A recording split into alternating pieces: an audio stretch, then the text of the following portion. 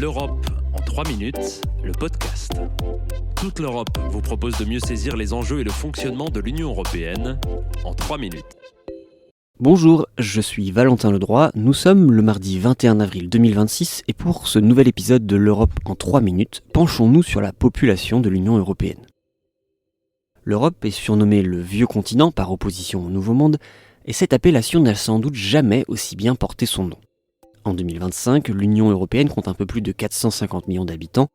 Le total est stable depuis quelques années, mais la dynamique est enrayée.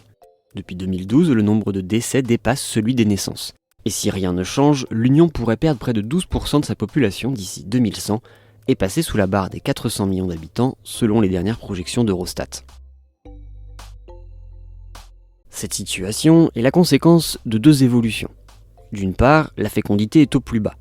Avec seulement 1,34 enfants par femme, l'Union est loin du seuil de renouvellement des générations fixé à 2,1.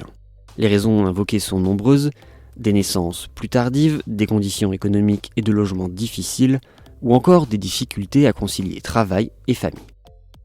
D'autre part, les Européens vivent plus longtemps, l'espérance de vie moyenne atteint 81,5 ans, soit 8 ans de plus que la moyenne mondiale.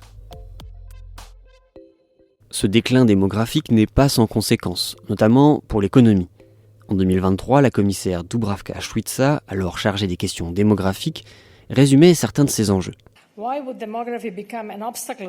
Pourquoi la démographie pourrait devenir un obstacle à la croissance et à la compétitivité ? Voici pourquoi.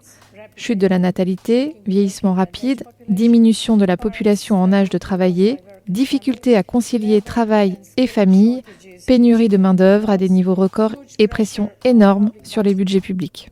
Les systèmes sociaux pourraient notamment être mis à rude épreuve. Actuellement, on compte 3 personnes en âge de travailler pour une personne de plus de 65 ans. Ce ratio pourrait passer à 2 pour 1, voire moins, d'ici la fin du siècle. Et cette situation ferait peser un coût important sur les systèmes de protection sociale et pourrait aggraver les pénuries de main-d'œuvre déjà visibles dans les domaines de la santé ou encore de l'agriculture. Que peut faire l'Union européenne pour enrayer cette dynamique ?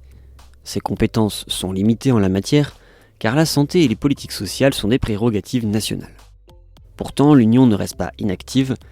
En 2019, elle a adopté une directive qui impose un congé paternité de 10 jours pour aider à concilier carrière et vie de famille. En 2023, elle a aussi mis en place une boîte à outils démographique, fournissant des données, des analyses ou des recommandations aux États membres. À l'échelle nationale, les gouvernements rivalisent d'initiatives. Des primes à l'accouchement en Italie, des baisses d'impôts ou des avantages fiscaux en Grèce et en Hongrie. Tandis qu'en France, les personnes de 29 ans recevront une lettre pour les sensibiliser aux questions de fertilité. La palme de l'originalité revient à la Lituanie qui veut rouvrir ses discothèques pour pousser les gens à se rencontrer. Mais les retombées de ces stratégies sont faibles, voire inexistantes. Et même les pays les plus avancés en matière de garde d'enfants ou de congé parental, comme la Suède, restent impuissants. Alors, que faire ? À rebours de ses voisins, l'Espagne mise sur la carte de l'immigration. Le gouvernement espagnol a choisi de régulariser un grand nombre de personnes en situation irrégulière, une nécessité, selon le gouvernement espagnol, pour lutter contre le vieillissement de la population et soutenir l'économie. Retrouvez l'Europe en 3 minutes, le podcast sur www.touteleurope.eu et sur votre plateforme d'écoute préférée.